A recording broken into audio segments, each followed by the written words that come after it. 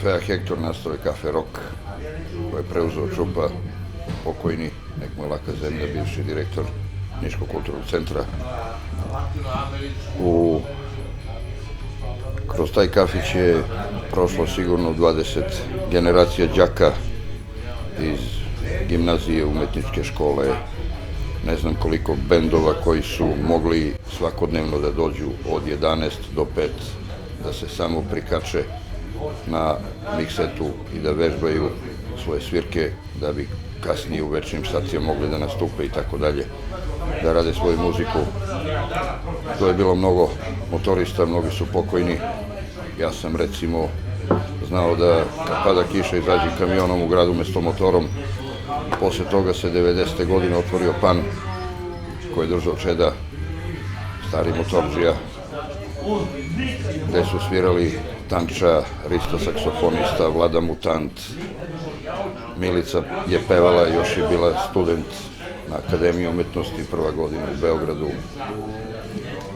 Posle toga se PAN zatvorio, otvorio se Kafe Semafor, od koga je nastao kafe klub Easy Riders, kada se osnivao prvi motoklub u gradu.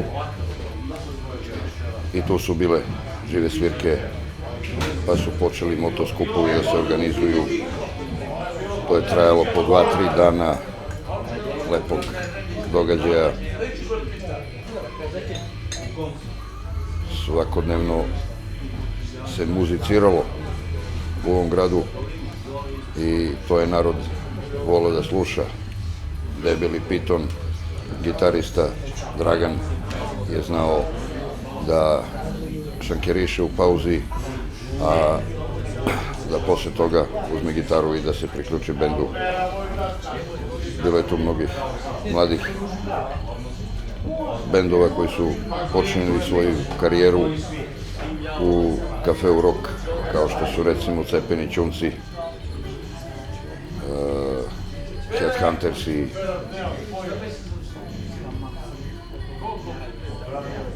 ko će sad svega da se seti. Uglavnom, druženja su bila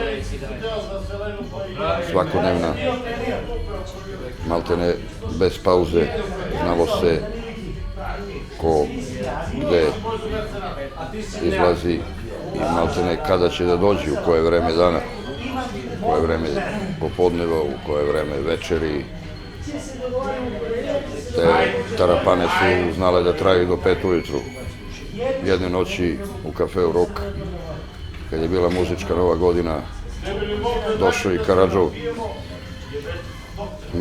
Nije tu bilo benda ni jednog, nego ko se kako umori, baci instrument, neko drugi dođe i nastavi da svira to što je on svirao. I Karadžov je uneo drvenu mečku na sprat u Kafeu Rock da nam pokaže kako se svira bas. Pa je ponovi gudelo, a kad ga zagrli kao, ono se više lepše ga je grlio nego devojku. Padao je u trans nekoliko puta, hvatalo ga ludilo da nama priušti nešto lepo da čujemo.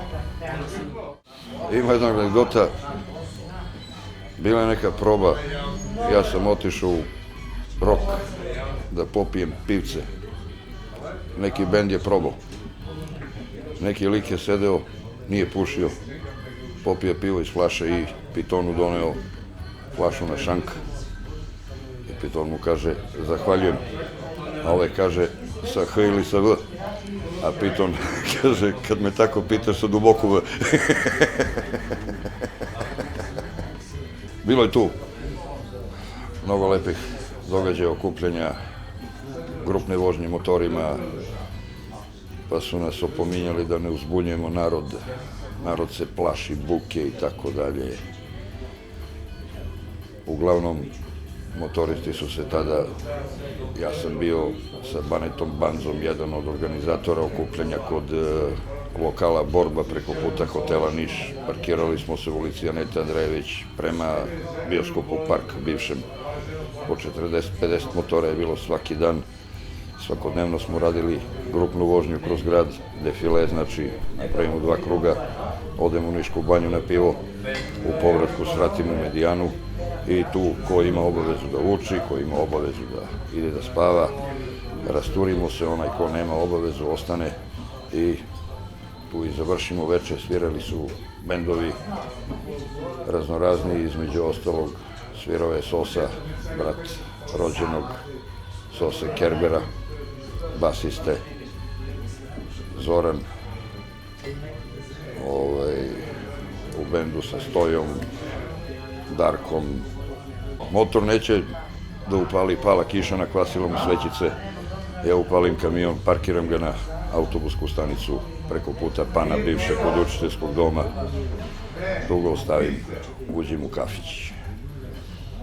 Pandur pokušao da mi stavi kaznu za parking, poklizne se stao je na šraf od prednjeg točka i udari bradom u blatobran i ispolira mi farbu.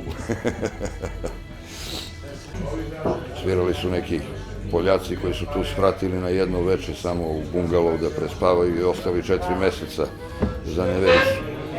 4 meseca su ostali da sviraju jer su bili oduševljeni narodom i atmosferom i tako dalje.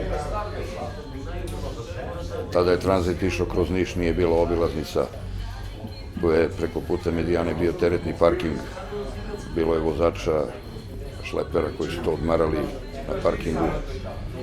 Sedeli u toj kafani, hranili se, pili i tako dalje. Sve je bilo drugačije. A sad ništa nije tako. Ljudi se ne prepoznaju. Skoro sam pitao jednog klinca, sina mog prijatelja, kako si, šta ti radi Ćale? On kaže, šta te briga, i produži. Nema više toplote druženja. Niko nikoga ne gleda u oči. Šta se radi? Situacija je takva. Nekad smo cvetali, sada venemo. Mnogi su otišli na onaj svet, kao i Čupa.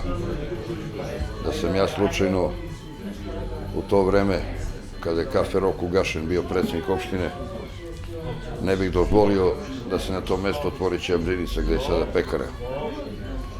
Već bih ja uradio to da grad finansira Kafe Rok, da ostane takav kakav je, koji je animirao mlade muzičke talente, da mogu da rade, da sviraju, da probaju, da uče. Čupa im je čak i savete davo i pokazivao neke poteze na gitari i tako dalje, na klavijaturama. Sve je to bilo jako lepo i štete što se ugasilo. Tako da sada ti, recimo, mladi talentovani ljudi nemaju gde da probaju, nemaju gde da izađu, nemaju koga da pitaju kako, šta i na koji način.